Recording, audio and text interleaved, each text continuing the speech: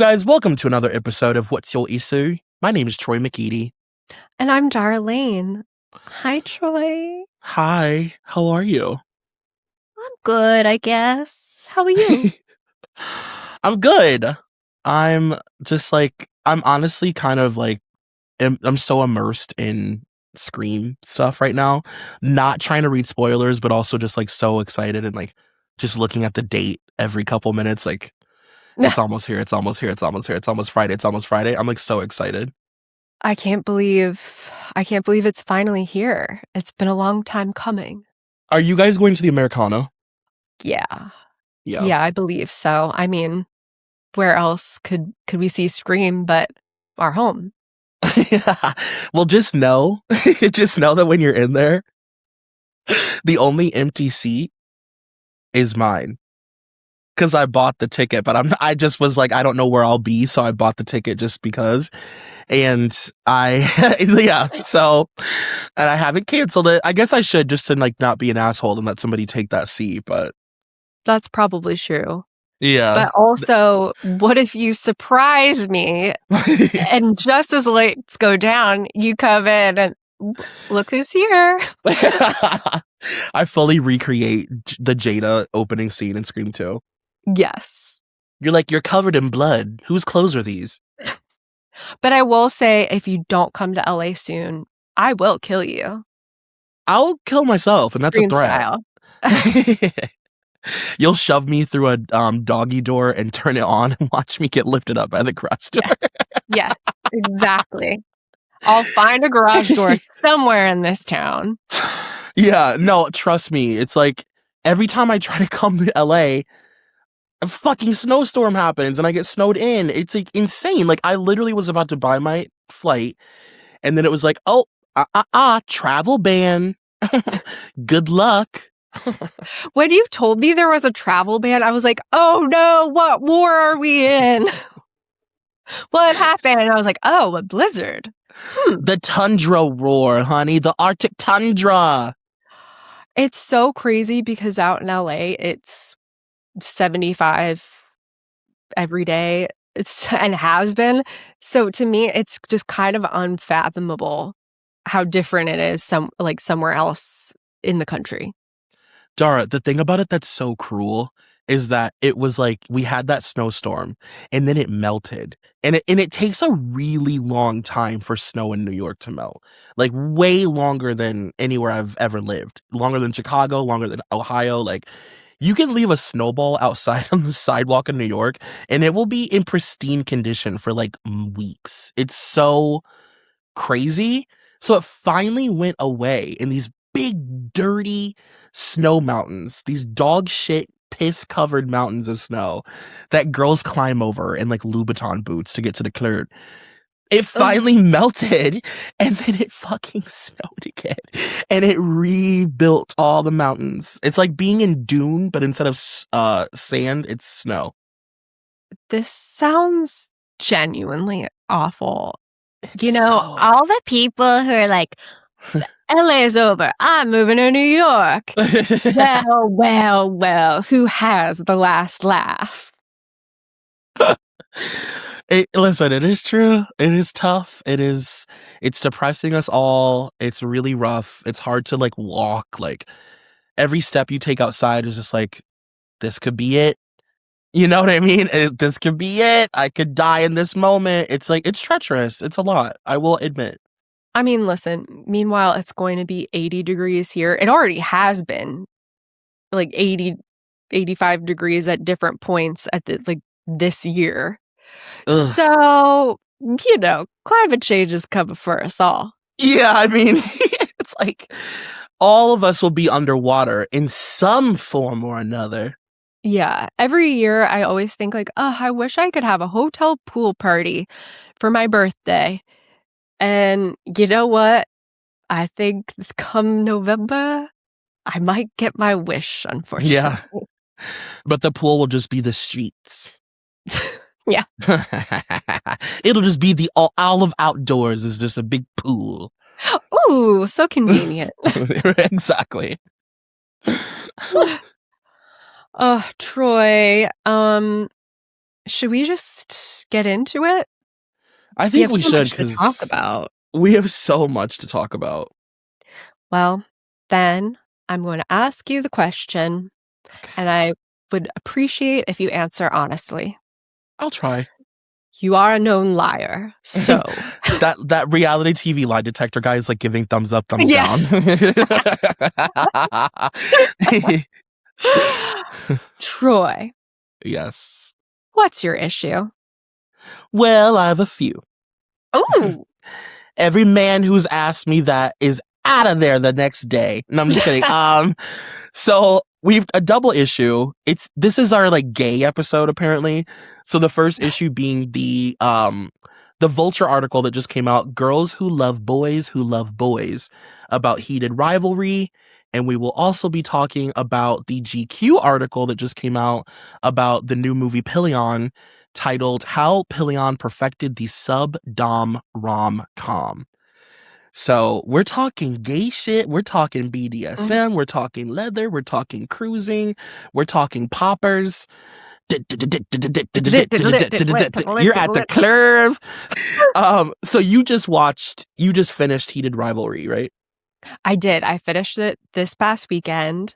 A Cool. little late to the party, but I arrived. And I haven't And asked you anything, so I don't know how you thought. Like, I don't know any of your thoughts. I mean, I'm so excited to talk about this because I genuinely have questions about your opinions Ooh, on okay. it. Not that like normally when we record, I'm like, I literally don't give a shit what you're talking about. Dara Your hits opinion me. is meaningless. She's violent. But I am, there's so many, especially after reading the article, I have so many questions for you. But Okay. yeah, we haven't, I don't know any of your thoughts on the show either. Okay. I did text you before I watched, and I was like, I don't know, should I watch? And you're like, it's hardcore gay sex, we have to support. And I was like, well, that's enough for me. I stand behind. I don't remember saying that, but I stand behind it. Still true. I remember everything that you say, Troy. And Well, that is a threat. Yeah, that's a threat. She just pinched me. I told you she's violent. She's pinching me through the screen. What did you think? I enjoyed it. Where do I begin? I watched the first 2 episodes at first, and then actually, like at least a week went by, and I wasn't completely grabbed. I intended on finishing, of course, but I wasn't like hungry for it. I feel like the first 2 episodes, not much plot happening. And then I talked to a friend and she was like, no, like you just got to get through the first 2 episodes. She said that she knew a lot of people that had started with the first 2, kind of fell off, and then ended up coming back and loving it. Mm-hmm. So I went back and finished the rest of it in a night. And I gotta say, I really enjoyed it. I like the storytelling. I was not horned up by it. Like, so the Vulture article that we're going to talk about, it gets into the fandom of it and all of these, like, why are all of these women so obsessed with it? Why are they so horned up over gay sex and gay love stories? I personally do not fall in this camp. I enjoyed the hardcore gay sex, but I didn't come away from it like, ooh. It was more like, I thought the cottage episode was really great storytelling and filmmaking. I think they did a really good job of making you feel like this is what it feels like to sort of be falling in love with someone and going on a weekend with them. Like, it felt very lived in and everything. And I enjoyed that there was no issues between the 2 guys, that the villain was society and all of these things, and it got very engaging. Um, but yeah, I'm not one of those people who's probably gonna rewatch it. Mm-hmm. What did you think of it? I liked that it ended up not being what I expected that it would be. It definitely like took turns that I wasn't expecting. I liked that it was a straight up gay love story that wasn't about like Mhm. gays being like beaten or like, Yeah. like the trauma. Like it was like a real love story. Yeah. Um it felt very Canadian. There's just something about a Canadian show that just feels, I can smell the maple syrup wafting off of it, and I love that. Well, we And it both also love maple syrup, canonically. and Canadians famously. Mhm. It also felt very like, I know that it didn't start on HBO, but like it felt like it belonged on HBO. And I, I'm an HBO girly. I grew up watching sex. I love HBO style sex on television. Yes. Um, the realness of it, the awkwardness of it. I just love the way HBO like engages in sex. I just have always found like really interesting. And I liked the sex scenes. I liked that they were all so people were making fun of them and saying like it's not realistic, but like what do you want to see? Penetration? Like I thought it was about as realistic as like casual gay sex can get for TV while like not being, we've seen like Looking, and we've seen all these different shows sort of Yeah. explore gay sex on TV in like a not like a vulgar way, but just like graphic, if you will. Sure. And I thought they did a good job. It didn't feel I thought that like the choreography of the sex scenes was like nice. I thought they did a great job with that. I thought so as well. Like, I was expecting, based on what people had said about it, that it would feel like, like heterosex, but just with 2 Mhm. guys, kind of, Right. and just maybe, like, some alternate positioning, but there was a lot of choreography where I was like, "That is decidedly like, that is not how, like, a girl's not doing that to a guy's nipple or vice Yeah. versa." Like, Yes. there is a difference. There is, like, a very subtle language to this Yeah. that, um, I think is indicative of the fact that, the creator is a gay man and everything. You could feel it. It was like, Yeah, and it wasn't like explaining it. It was just doing yeah, it, and like you were just sort of immersed in this world. And I do want to talk about the girl thing though. I want to talk about like the way women are responding to this show, because I think it's very interesting and I have a lot of thoughts about this. yeah. Well, the article talks about, so the question posited in the article is, why are women obsessed with this? Right. And before I started reading it, I had originally thought, when I was watching the show, I had thought, "Oh, this feels so much like a Hallmark movie, but with softcore sex." And I was like, Mhm. "They should start doing that." And maybe they still should, like, maybe it is a good idea.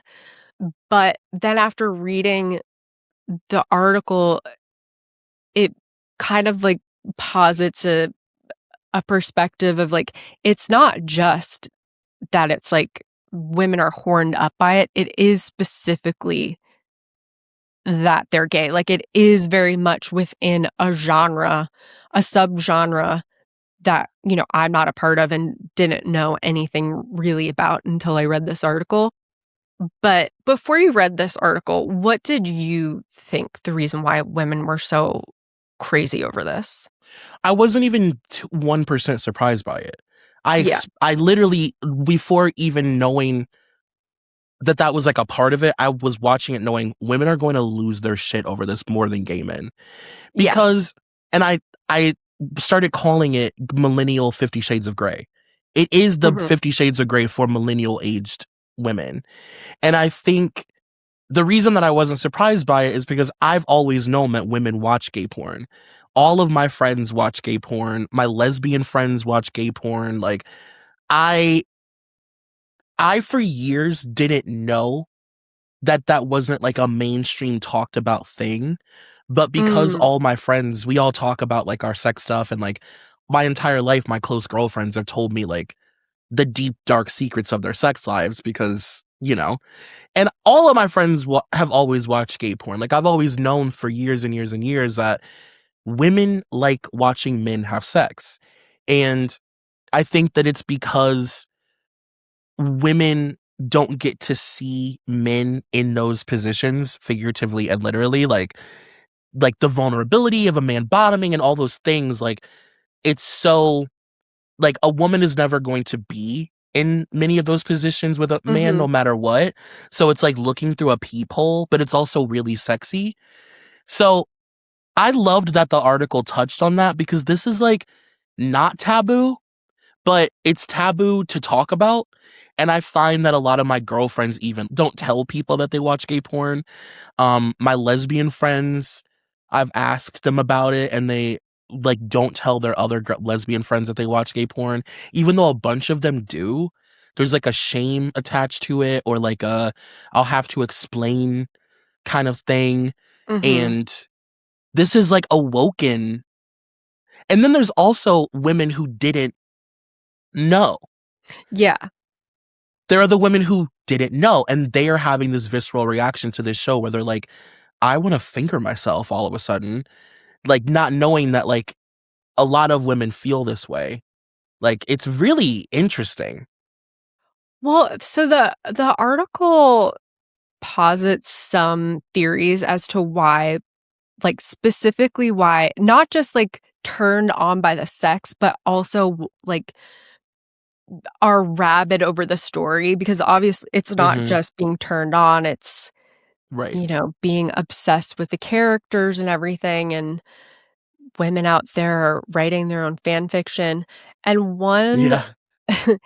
um, and I thought some of the theories were kind of interesting, like, one was that, um, male MM, romance the MM romance genre Hmm. is the solution to heterosexual men. I'll read one of the quotes. It says, romance readers are mostly women, and with MM romance, there can be enjoyment without fear. There's no forced identification with a female character. There is no Bechdel test to fail, no humiliation to endure, no experience or body to match up against one's own. It allows the pleasure of romance, its stutters and starts, and total incandescence to unfold in a pure, uncut state. When I read straight romances, sometimes it takes me out of the story because I'm like, no straight man will ever do this. Most straight men are not going to stand up to their friends when their friends are being jerks, says Joanne, a longtime reader of romance novels. Um, and then another theory was that two men in these romances, it's like equality porn. I could see that. Like not having to see yourself in it and you can just completely let go Yeah, as well. Like there's no stakes. There's no like, oh, she doesn't really like that or like nobody would really do that or it's like a exactly. world that you completely don't exist in. So you can just it's like full fantasy. Yeah, and that's what and because they asked then, well, then why like, if you wanted to remove the straight male from the equation, then, like, why not romances with 2 women? Hmm. But, again, you don't have to in that way, you have to, you might see yourself or not see yourself in the characters more. I Hmm. also think personally that because a lot of this is, straight women, I think there's also an element of, mm, what does it mean if I'm turned on by 2 women? Oh, sure. Yeah, yeah, yeah, for sure. Yeah. You can Whereas be it's again, it's like it's fantasy. It's just fantasy. There's no emotional baggage attached to it because you can't attach anything to it. yeah, so it's all pretty interesting to me. And then another one is that it's gender exploration, and it's a way to see yourself and explore sexuality within a different gender in a way that's, Hmm. obviously safe because it's fantasy. It is very interesting. Like the reaction has been pretty crazy, and I remember I had like waited a week to watch it. I just like needed a moment, and just because like sometimes when things get like really really really blown up and really crazy, it's like kind of annoying. Like the Well, memes and the hello, that's how the second I'm like the true terrible hipster where it's like it's too popular. I don't like it. Like I hear Because too much it's about a it. I'm like, lot. stop. It's a Yeah. lot. The memes, the think pieces, the constant, like, it's just like, it's a lot. Like, the way we exhaust things now is just like, damn, like, I want to really enjoy this and be able to do it on my own time. But before I had actually watched it and when I was seeing the reaction from women specifically, um, it was just like, I was like, wow, like, like, women are like ravenous for this. It is awakening something that I think is really cool. Like I think it's awesome and it's harmless and I do think I personally think it has a lot to do with seeing men in a way that women don't get to see them in life. Even if you're close to gays, even Mm-hmm. if, you know, you just don't get to see this kind of intimacy if you're not in the world, you know? Yeah. And I think that that's like really enticing and it's also really like they're Yeah. hot just surface level, like they're fucking hot and they have great chemistry, you Oh, know, their chemistry is great. crazy. They're very hot. It's all hot.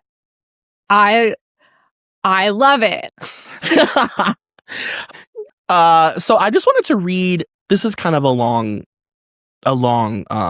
piece from the article, but they go into this whole thing that we're talking about with the women, and I just think that it's interesting.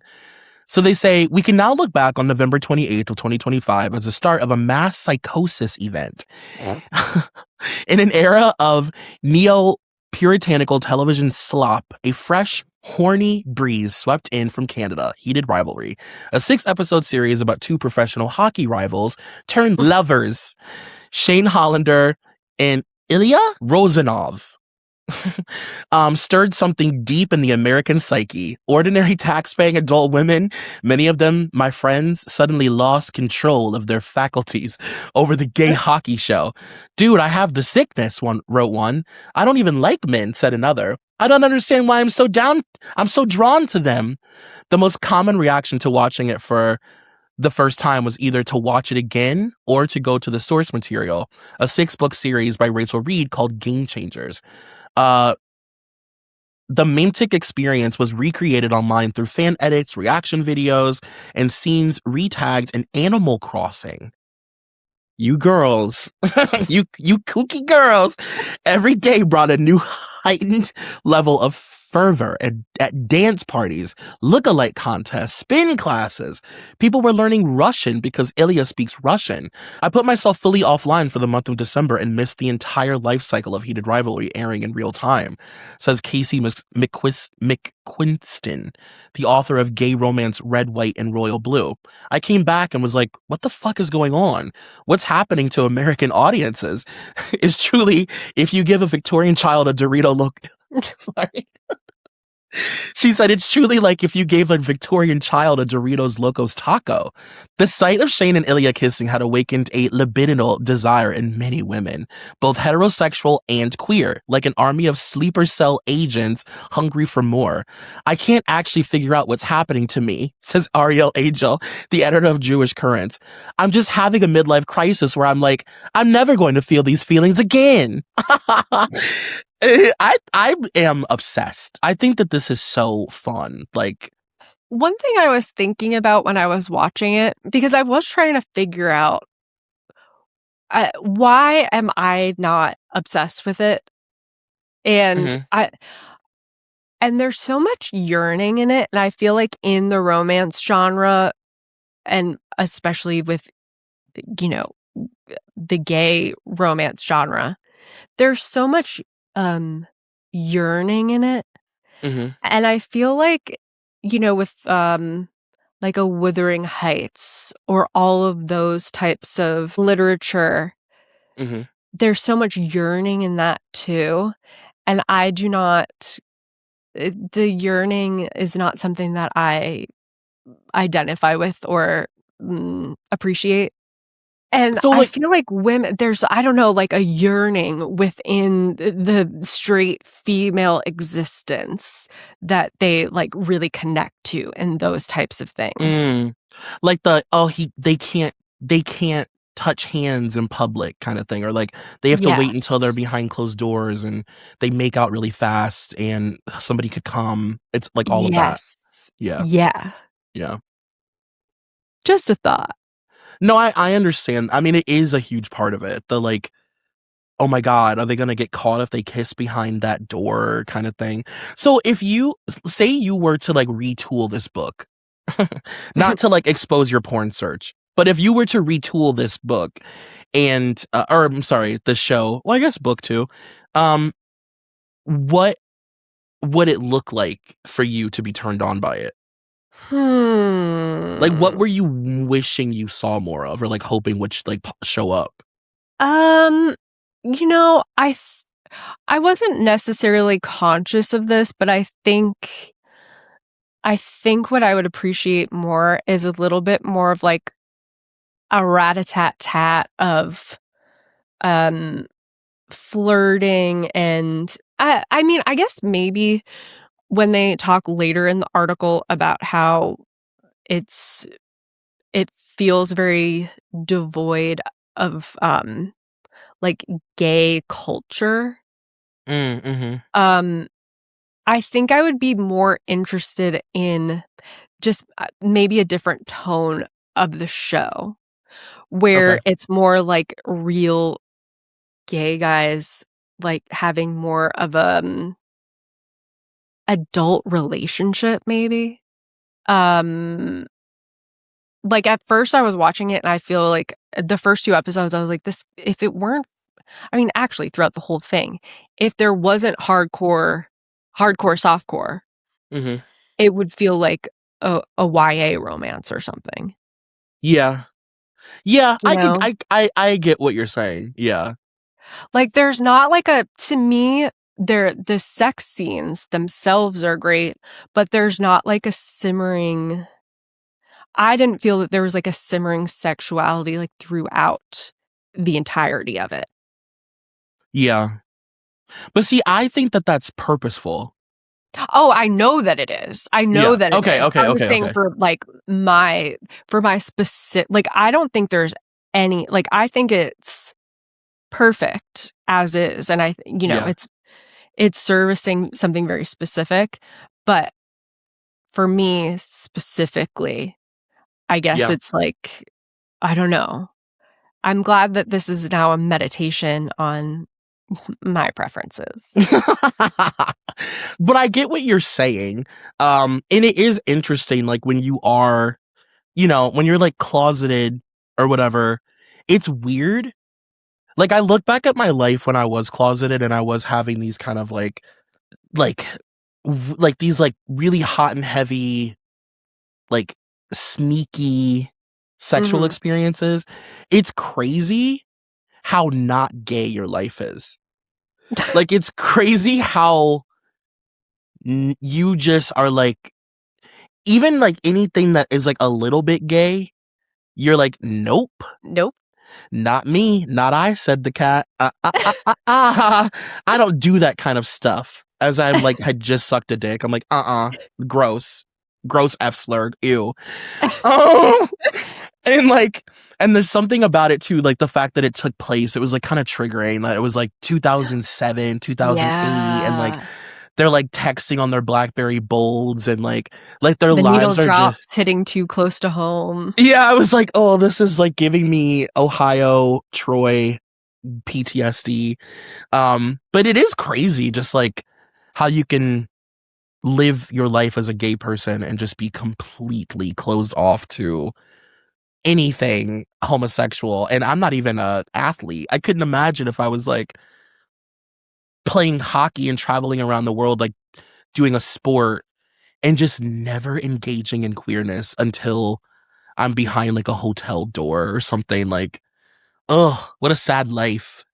I am dying to know how much like simmering yearning queerness there is in sports Oh my legitimately. God. I can't even imagine.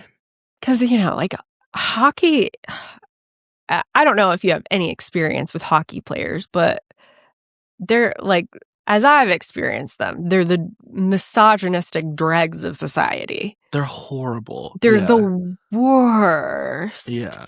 Yeah. And Um, they are so caucastic. They are oh the my god. caucasity. It's like peak whiteness. All of the worst things about white people you can find in like the average hockey player.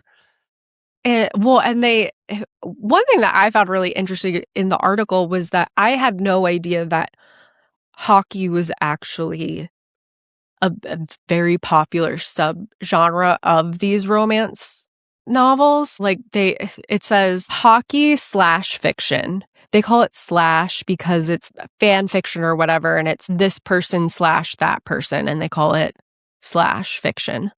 Hockey Okay. slash fiction was simultaneously coming into its own as a part of a subgenre called real person fiction, RPF, in which fans would ship actual celebrities. Suddenly, Harry Styles and Louise Tomlinson are doing it doggy during their world tour. Um, Mhm.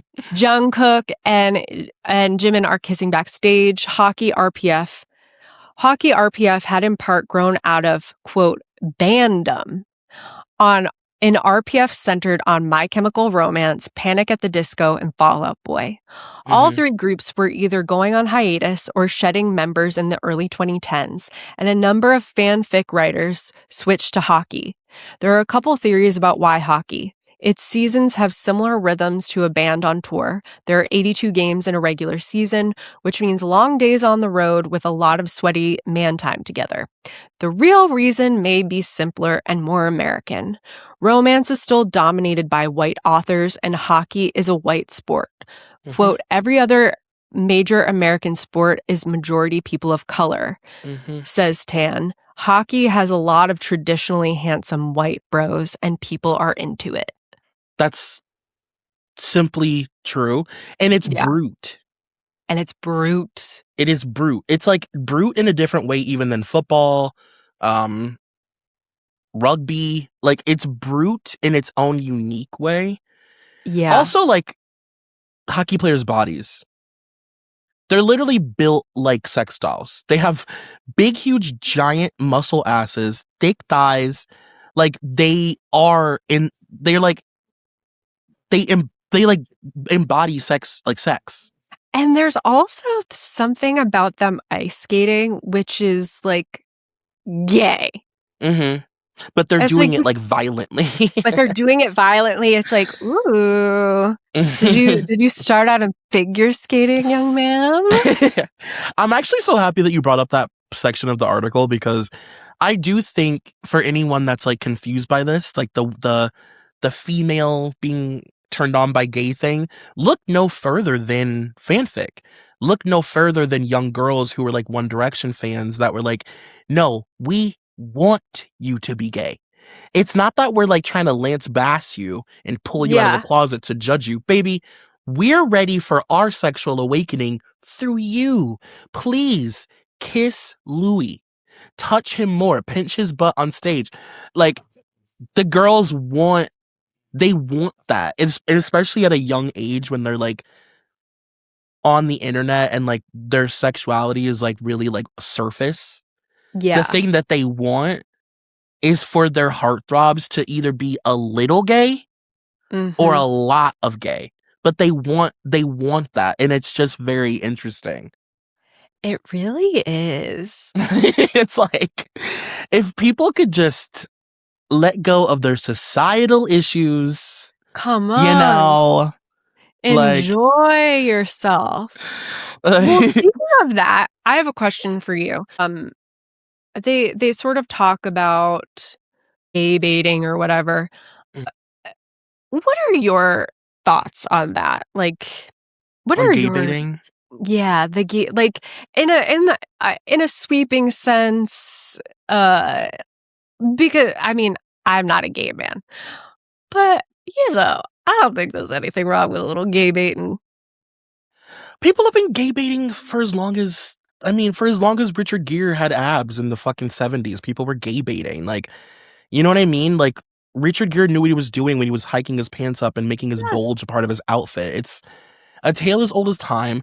And I also think that people who get upset about gay baiting, that are like angry about it, are the same kinds of people that need a celebrity to like definitively come out of the closet and have like Mm-hmm. an Ellen Time magazine cover moment, like where they're like, I'm officially gay. And it's like, not everybody feels like they need to do that. Some people Yeah. are existing in this community without you maybe knowing it, and they're just doing their thing. And like, I don't know. I think that it's fine. I think that the people who get really upset about that most of the time are just like losers. Like, why do you care that Nick Jonas goes to a gay bar and takes his shirt off? Why can't he? And it's also to me like, you think, like, I'm sure you're the type of person who thinks that they're coming from a very progressive mindset Totally. of like, this is gay baiting and this is inappropriate and everything. But it's like, or you're just policing how someone expresses their gender and their sexuality. Like, Yeah.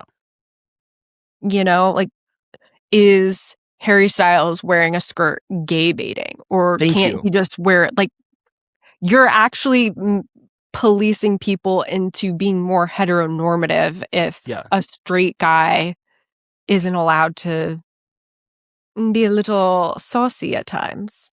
And you think that because you have gay friends or because you support the community that you're like out of the woods when it comes to being homophobic. That is homophobic jargon, in my opinion. I really do think that. And I'm like, Yeah.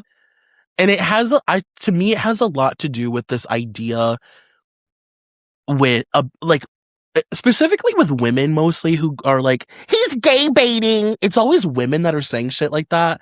And Yeah. it's like, these are women who have not come to terms with their own homophobia because they think that they like gay people, and they Mm-hmm. think that because they're friends with gay people that they are supportive of the community, but they actually look down on men who present as like as feminine. And to them it's like it's almost like a what's the word I'm looking for? Like, it's like a deceit. Yeah. It's like you're being a liar, you're being deceitful, you're supposed to be straight. Straight guys don't do this. Straight guys do this exact thing. Straight guys wear pants. Why are you doing that? Yeah. Well, it's kind of it kind of ties to there's this part of the article. And it says, rumors swirled that a gay man in Utah was kicked out of a heated rivalry watch party at a bar because some women felt uncomfortable with his presence. Mm-hmm. Depending on the event, the vibe could feel aggressively heterosexual, calling to mind the trend of bachelorette parties invading gay bars. The comic James Tom went to a Shane Ilya lookalike contest in New York and described it as, quote, the straightest place I've been in years. The audience was mostly straight women and had a dating market feel to it. Quote, the big thing was for many of the contestants to come off straight and be like, yes, I am looking for love. And then the crowd would go nuts, he says. Here we are, gay, mixed, Asian, trans guys, and it was just so clear we were not the people anybody wanted to see. See, that's exactly what I mean. Yeah. Like, that pissed me off. That heated rivalry party. It's like, how fucking dare you? How Yeah. dare, like, we really don't talk about this enough. Like, we have this unspoken connection, gay men and women, and we always have, and it's a tale as old as time. And women are who make us feel safe throughout elementary school and middle school and high school and college, and like there are protectors and all of those things. And but there's also this weird thing where it's like a lot of women look at gay men as accessories or as a Mm-hmm. addition to their life. They don't see gay people as fully formed human beings. And it's like, I don't know, I just think that that's like so the overstepping of boundaries. It's like the same women that go to drag shows and think that they can go on stage with Bob the drag queen and rip his microphone out of his hand because she's a real girl. It's like, what the fuck? Like, how dare you kick a gay man out of a viewing party for a gay show? Yeah, I mean, that's the scary thing about this, where you take it from, the people who are interested in the romance stuff and are just like, you know, getting turned on by this, and like that's a great thing. Like a woman was quoted in the article saying that she had a baby, and until she watched Heated Rivalry, she had kind of thought that like sex was a part of her life that was kind of over, like that she just wasn't interested in sex anymore, and she was surprised at how horny she was for it, and it was like a really great awakening for her, which is like very heartwarming. Yeah. So there's the people that, it's who enjoy responsibly. But then because it's all these straight women, it tips over into, no, this is for me, and worst of all, this is for me and not for you, and we're going to kick out a gay guy from a gay bar. Or like just before that, which is the, bachelorette parties at a gay bar who are like, no, it's okay. I can be here because, like, it's like, well, no, this still isn't your space, and you need to realize that this is still not exactly for you. Like, heated rivalry is for everyone, but to become so territorial of it and then to potentially like police certain parts of it then becomes a slippery slope. And it's something that happens a lot with straight white women.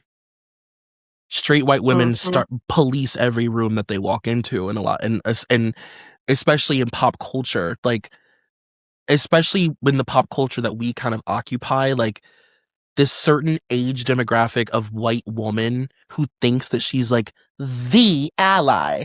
You know what I mean? And it's like, actually, you're like kind of a tyrant. Like you're kind of like Mrs. Trenchbull coded.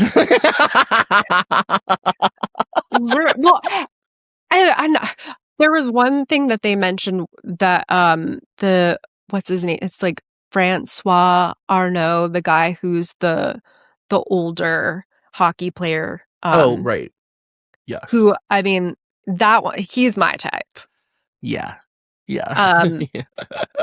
But here it says after paparazzi photos of Francois Arnault, who plays Scott Hunter on the show, and Connor Story arriving at JFK together appeared online, Arnault, who is 40, was accused of grooming and pedophilia. Story is 26. And that to me is so like, straight ladies, get your opinions out of here. Like, please do not police the goings on of a 26-year-old and 40-year-old two men. Yeah. It's like absolutely absurd. Like, oh my God, the way that like boundary, it's like you guys cannot help but overstep those boundaries. Girl, I'm so happy you're not straight. I know. It really is. There'd be nothing worse. Well, you haven't seen Pillion yet, right? No, but I can't wait after reading this article. Okay, Dara, it is. I would like to get into the second article. Let's get into it.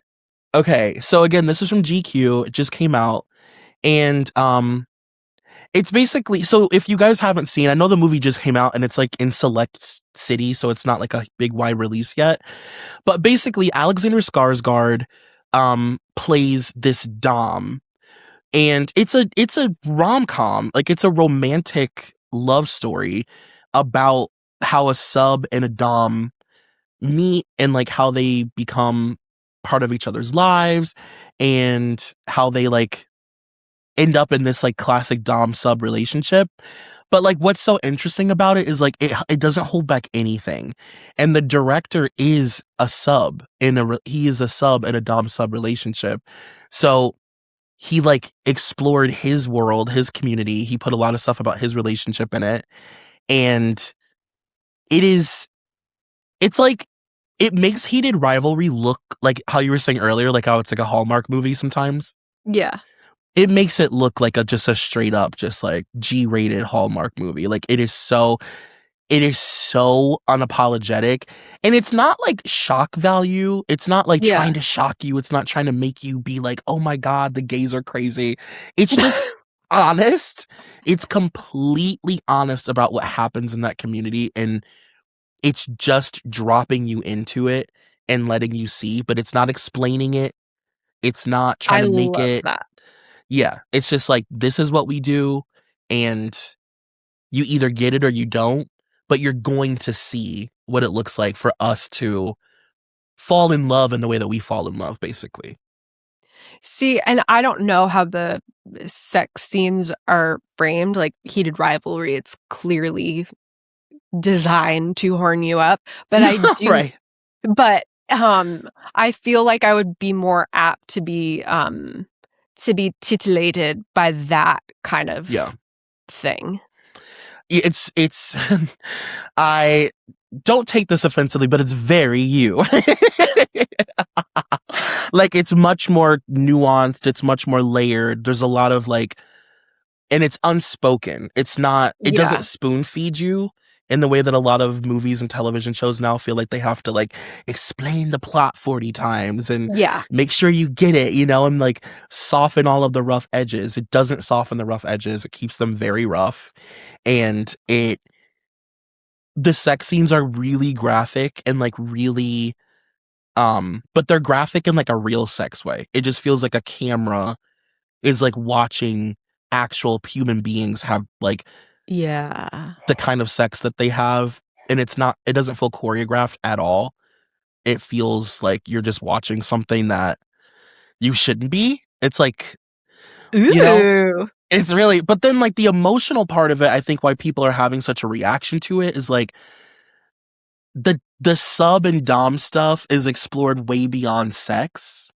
Mm-hmm. It's like, what does it look like for us to become everyday partners in each other's lives, but you're a sub, you know? That is so fascinating to me. Yeah.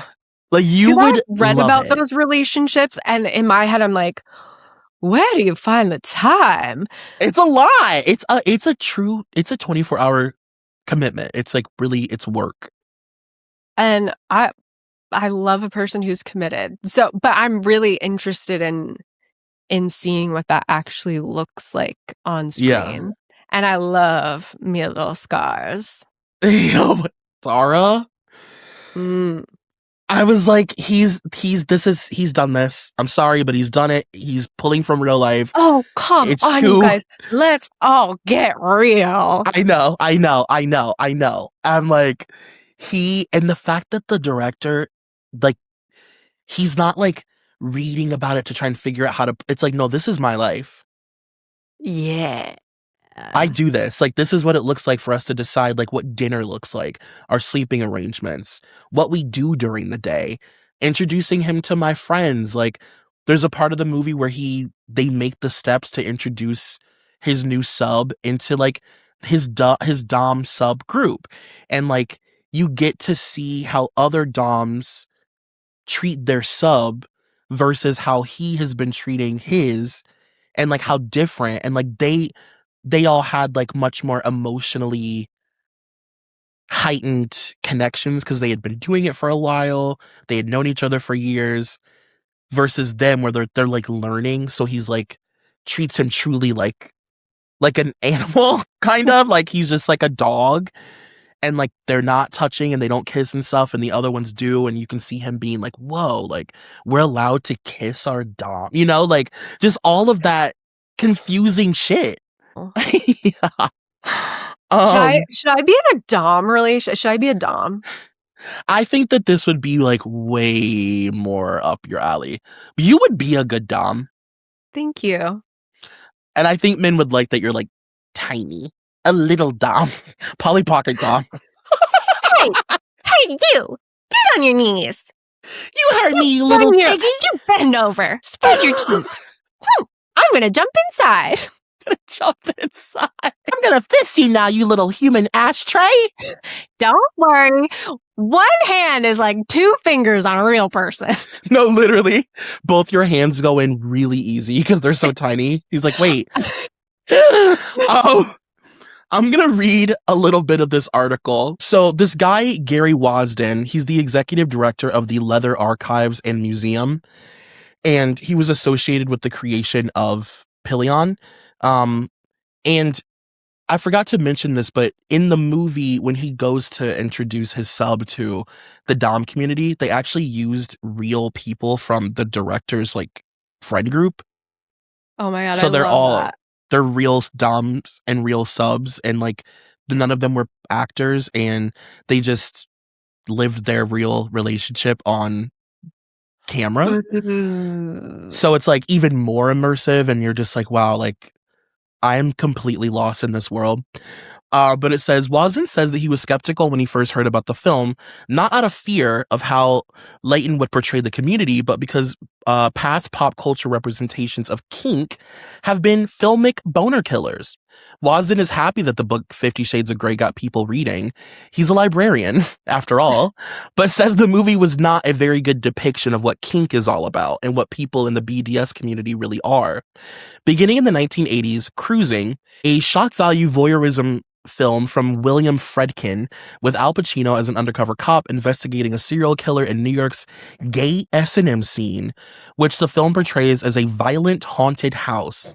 Mainstream movies have rarely gotten kink right. 2002's Secretary, starring Maggie Gyllenhaal and James Spader as co-workers in a dom-sub relationship, skips over the consent discussion and veers surreal, where Pillion keeps its booted foot on the ground. A24's beautifully acted and filmed 2024 erotic thriller Baby Girl, with CEO Nicole Kidman submitting to a young intern played by Harris Dickinson, does capture consent well, but the power play is still rendered as something that alters lives by destroying professional and personal relationships, not as a means to self-discovery.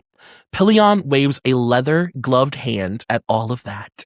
Maybe it suggests we don't always need the tearful scenes unearthing childhood trauma as a possible explanation for why characters like to be bossed around in the sack. Maybe characters just need to fuck and have fun. A lot of people, including people in the kink community, when we think about BDSM, we think serious, we think dark, we think heavy. Wasden says, and this movie was hysterical, and it makes you kind of stop and think that, yeah, most of my life is actually kind of funny. BDSM is a lot of fun, and it's really silly at times. It was just nice to see that presented. And it's true, it is like shockingly funny. Like it's laugh out loud, hold your stomach, I should not be laughing like this in public, dark humor. Wow. Oh Alexander Skarsgård is so fucking funny, Dara. Like he's so funny. Like there are these scenes where they like come home together and he's just so dismissive of his sub in a way that's like hilarious because his sub like loves it. And when they come home, he'll like take his sub's jacket and like it'll look like he's about to hang it on the coat rack, but he'll just like drop it on the ground and walk away. Like he just like never ever considers him, which is like the whole point of their relationship. And it's really, really depressing and really sad, but like really funny. And also he loves it. So you have to remind yourself, like, yeah, he wants this. Like this is his that's key. what he's here for. Yeah, like you instinctively feel bad for him because you're like not in the community. And then you're like, wait, no. And then by the end of it, you just get it. You get all of it. And it's like, God, like he's so happy, you know? Oh my God. I can't wait. That I believe is going to be I believe this movie will be your version of the millennial 50 Shades Awakening. I think this is more like up your alley. Suddenly I'm gonna be showing up at your door with like a leather page boy hat and a whip, like, well, let's go. I'm ready. I'm like, Dara, jet black hair. Wow. And Betty, like, wait, not Betty Davis. What the hell is her name? Betty Page. Betty Page bangs? Wow. Did you cut those yourself? If I ever do Betty Page bangs, I'll call the hospital and 5150 me. I'm like, hi, my friend has Gail Weathers scream 3 bangs right now. She's going through a whole thing because I made her watch this movie called Pillion, which is about dom sub relationships. And now she's a dom, but she's really tiny. Oh my God. Oh wait, I kind of touched on it, but I should just I want to read this last part before we finish. It says, Leighton leans into realism. Before making the film, he researched gay wrestling and biker subcultures and interviewed people in various forms of dom-sub relationships. Some of those subjects, he says, were keen to impress onto him that Ray and Colin's relationship in the film is perhaps not the blueprint for how an ethical dom-sub-master-slave relationship should work, which is why the film showcases the more open and communicative partnership in the biker gang. Ray's biker buds are played by members of the Gay Bikers Motorcycle Club, the largest LGBTQ plus motorcycle club in the UK and in Europe, who infuse the leather-clad crew with a playful puppy dog energy. They ended up bringing their own costumes and offered Leighton advice on sex scenes. From what lube these characters would really use to what gear they would bring to hang out. And all of it is so real. I thought they were really having sex at a certain point. I was like, they're fucking. I mean, maybe. And Alex has a Dirk Diggler dick moment in the movie where he pulls his dick out of his pants and it's pierced. Is it really his? Well, I guess it wouldn't be because it's pierced. Well, I guess it's going to be hers. It's a prosthetic, but it looks really real. And there's one scene where he pulls it out, but it's not completely out. It's just his hand around his hard dick. And I thought that might have been real because they didn't show the head. It was just the base. And it was that's his pubes and his stomach, and his, Yeah. Troy, I think you should get into a motorcycle gang.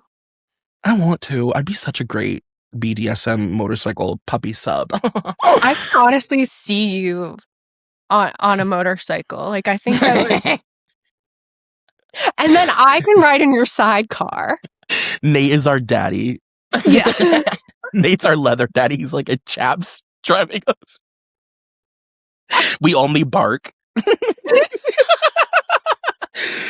We're his pound puppies. We should start calling ourselves, against Nate's will, we should start calling ourselves his pound puppies. He's gonna be like, why don't you guys call yourself my sister wives anymore? We're beyond that.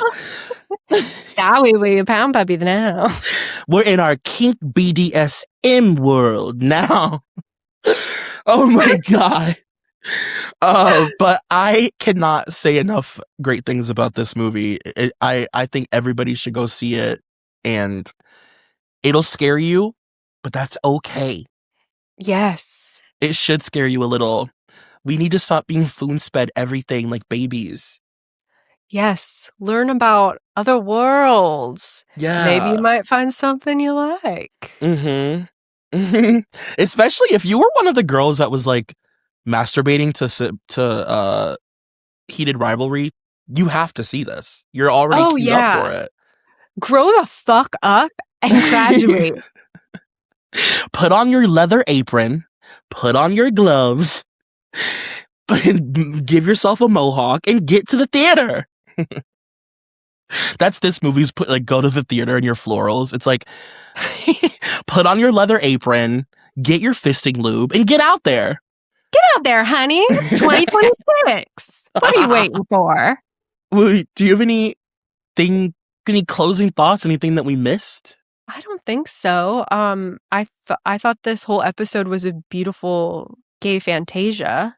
I know. Oh, I do. First, I will ask you, do you have any other thoughts? No, I think I said it all. I think I did all the things. Then, in that case, I do have a letter to the editor. Oh, yes. Okay. Mm-hmm. So, of course, if you want to write us a 5-star review on Apple Podcasts or on a specific episode on Spotify, we will read it on the show. Just address it letter to the editor or what, or to put it in the form of a letter. It can say whatever, just so we know that you want to be featured. Okay. Where do I begin? Dara, Lane, and Troy are the type of gals that you can't help but stop and listen to their deep dives. Long ago are the days of drinking Seattle's best while discussing EWs at Borders, but these millennial forebears are still keeping that spirit alive. My question for the both of you is, do you two have a background and or degree in the journalism publishing industry? With regards, Fury Road 2015. Wow, that was really nice. That I was love the so mention of a nice. Seattle's best. Oh, ooh, and a border. I mean, we love a Borders. Oh my God. What I would give to be at a Borders right now with a cup that I have to hold with two hands because it's so big. Ugh. Oh. Well, let's see. Do either of us have a background in journalism or publishing? No and No. no. No. I wish, like, it's really unfortunate that we pick our like adult paths in life as like 17-year-old children. I think about that all the time. Because how the fuck are you supposed to know what you'll be interested in or what will like become something, And if I knew now what I knew then, if I knew then, I mean, yeah, I would absolutely like get some kind of journalism degree for sure. What about you? I don't know what you majored in. What did you major in? Oh my God. I like thought I was going to do art. I was like, I'm a photographer. I'm going to be a photographer and that's my life. And you girls will never get it. So I ended up going to school because at the time, and the millennials will understand what I'm saying when I say this, everybody went to school for business. Or communications. Or communications or hospitality. Like all these just really general, like literally like books that they read in Sims. It's like cooking book. You know what I mean? Like just really broad. And everybody that I knew was going to school for business or communications. So I just like went to school for business and I didn't graduate. If you gave me 1 million guesses, I wouldn't have landed on business. No. Dara, are you kidding me? Who would? And I remember all my guidance counselors and stuff being like, well, what do you want to do? And I was like, photography. And they're like, so then why are you here? And I was like, because everybody's going to college right now. Everybody from my high school's doing this, so I'm doing it with blindly. What about you? What'd you major in? Well, I did go to the Carrie Bradshaw School of Journalism. Hello. Which is to say, watching every episode and starting a blog. But I majored in acting. Oh, okay. Well, at least that's on brand. Yeah. So for the person many, many, many, many months ago who said in a review that I'm giving failed theater girl, you're not wrong, baby. Oh my God, Jesus Christ, I can't.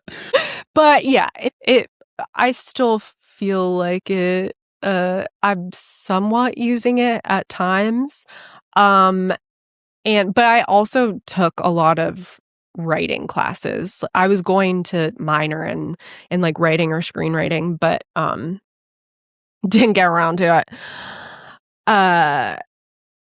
If I wasn't still in student loan debt, I would do it all over again. But since I am, if I could do it all over again, I probably would have just like gone to UCB when I was 20 and paid for improv classes and acting classes and not gotten a degree.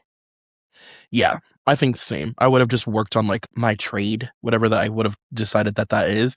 And I do think that I would have, I didn't have anybody like supporting my endeavors because I didn't even know what I really wanted to do. And I like didn't even know to like dream big enough to like think to do a lot of things in art or like in like the entertainment world or whatever. Also, it was a different time, like, the idea of like making a living from the internet was like kind of new. But I definitely think now I would like I would like go to school for like acting or like filmmaking, and Yeah. I would love to take like film classes. Like, it kind of makes me sad just thinking about how fulfilling that would have been for me and how it would have changed my life. And I would have loved learning and like going to school, and it would have been worth paying for and worth being in debt over. Yeah. Yeah. If I could do it over, I probably would have been a film major than doing acting, because it's like, I don't know, you can just take acting classes. You don't need to like, Right. but now I will say, Troy, you should totally do the artist way with me if you ever want to. It's kind of just like all about that stuff of like, what you could have done creatively, and like not having anyone tell you that like you could take that path and stuff. And I don't know. I I would think actually love to. would I you really really? would. Oh Yeah. my I'm not kidding. I do you really want to would. do it? Yeah, I I do. I did it by myself once and it was genuinely life-changing, but I would love to do it with another person and just like be on the same path and like be able to talk about like the different lessons. I would love to. I think that would be so like fulfilling for me as an adult.